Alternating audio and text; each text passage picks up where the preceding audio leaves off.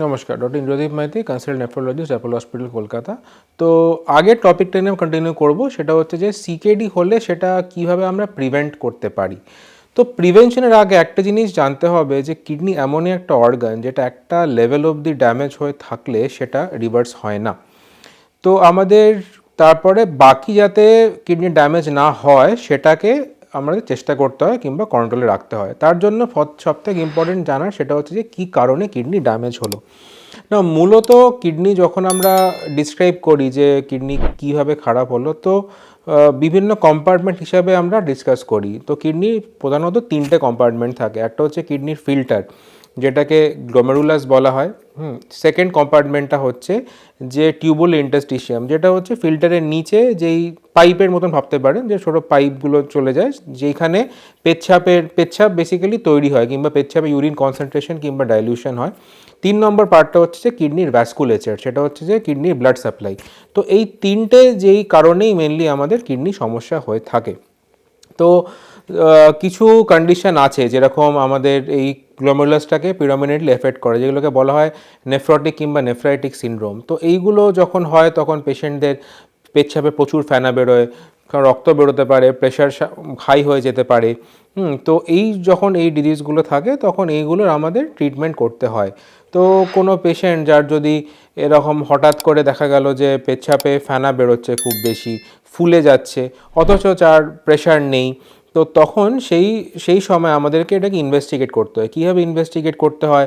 Routine যেরকম blood আর urine তো আছে, সে তো হলোই, তাছাড়া এরকম যখন ফাংশন ড্যামেজ হয়ে থাকে, এইগুলো শরীর ফুলে যাচ্ছে, তখন কিডনির একটা বায়োপসি বলা হয়, টিস্যু বায়োপসি বলা হয় না, এটা খুব ভুল ধারণা যে বায়োপসি মানেই হচ্ছে ক্যান্সার কিংবা কিছু না, সেই জিনিসটা একদমই ভুল।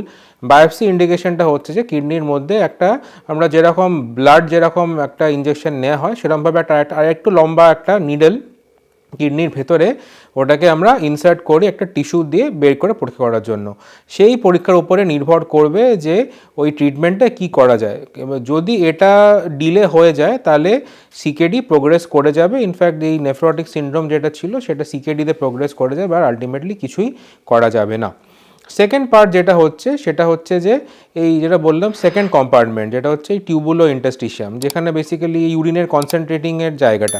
তো এইখানে কি হয়, কিছু কিছু কন্ডিশনস এফেক্ট করে থাকে, যেরকম সিস্টিক ডিজিজ, যেরকম এই পলিসিস্টিক কিডনি ডিজিজ কিংবা রিনাল সিস্ট, এইগুলো সাধারণত ওই জায়গা থেকে ডেভেলপ করে কিংবা ওই জায়গা সমস্যা দিয়ে ডেভেলপ করে। তাছাড়া কিছু কিছু ক্ষেত্রে এই বেশি যেগুলো এই পেন কিলার, তারপরে অ্যানালজেসিক্স যেগুলো বলা হয়, তারপরে টক্সিনস, হেভি মেটাল, ভারী ধাতু যেগুলো, এত অ্যাডাল্টারেন্ট যেগুলো খাবার দাবার এখন চলে, তাছাড়া কেমিক্যাল ডাইস, অ্যাগ্রিকালচার, এই পেস্টিসাইড, যারা মেনলি দেখি আমরা যে চাষ যারা করে তাদের এই জিনিসটা খুব কমনলি হয়ে থাকে, যে হঠাৎ করে একদিন তারা টেস্ট করে দেখলো যে কিডনি সমস্যা বাড়ছে, অথচ তাদের পেচ্ছাপ নর্মাল কিংবা হচ্ছে পায়ে ফোলা টোলা কিছু নেই, প্রেশার নর্মাল। তো এইগুলো টিউবুল ইন্টারস্টিশিয়াল ডিজিজ বলা হয়।